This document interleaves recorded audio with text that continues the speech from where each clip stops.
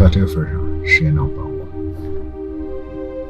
真的是白种，有时候连话费钱都回不来。你说创业的真相是什么？前面是迷雾，后面是悬崖，我先去试一下。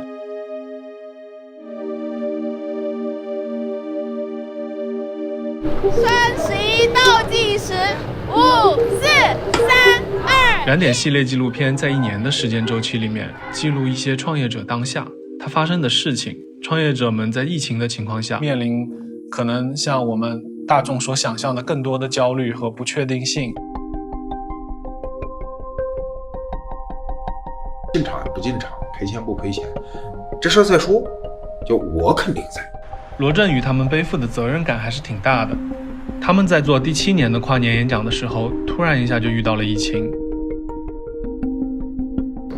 你现在做退票的准备，我觉得就是把我们不是有预案嘛，把那个所有1万多张票都卖出去了，结果不能让你们来现场，同事们都熬得脸色发黑，大家都在那里揪头发。怎么跟用户解释这件事情？怎么样善后的一些工作？老师最近忙吗？演讲是弄到哪一步了？最近除了你，没人敢问我这个问题。最终还是非常有勇气和决心，面对着12000个空座位，去举办了这场演讲。自己的时代，狭路相逢。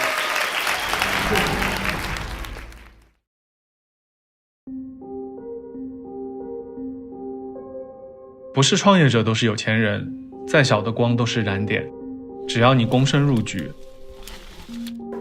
忌口或者是奶酪味啊，红枣味啊，如果吃这些味来嘛，就说明是还是可以。董来成，他作为一名咖农，他把房子卖了，在海拔很高的地方去种咖啡，那地方荒无人烟，没有信号。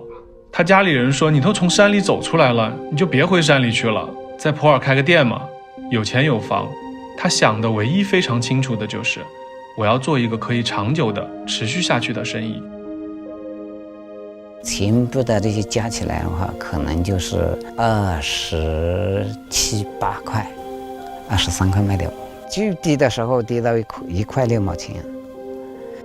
价格越来越低，别人都把树砍掉了，他都不为所动。他还要坚持去做一些精品化的处理。现在咖啡的行情越来越不错了，今年好像会特别好。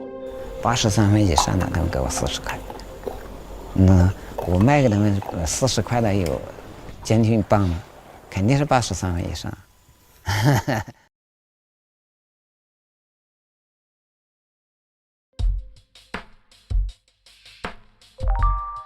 它确实有浪潮，在疫情的情况下，大家更关注智能制造、直播带货、新消费品牌。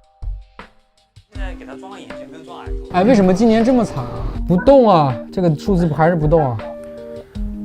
哎呀，这生意好难做啊。柳光耀是一位95后的学霸 CEO，27、8的样子，清华的研究生，先休学创业。我人生的第一份工作就是做 CEO， 那这个其实对我挑战。动因是他想要去打造一种年轻人喜欢的时尚，公司发展到700多人，目前应该是 B 加轮。服装行业每年都必须保持一个快速的增长，所以他们想了一个新女装的项目方向。在这个过程中，设计师和商务部门会有一定的冲突。一般般的我们不看了，特别丑的把它拿出来。哇，这个款就好老气啊！上海中心裁掉，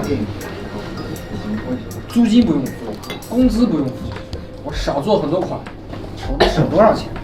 我一个月省200万。哎呀，我不能把人弄起来就弄走。他不是说一定要成为一个英雄式的创业人物，他是凭自己的喜好选择去做这件事情。过程中只要我爽了，然后又把它做得不错，那不挺好？于浩也是一个学霸，村里面走出来的这么一个孩子，一直都是保送，然后参加物理竞赛什么的。他和清华的一些同学出来创业，之前有创业做3旋翼的无人机。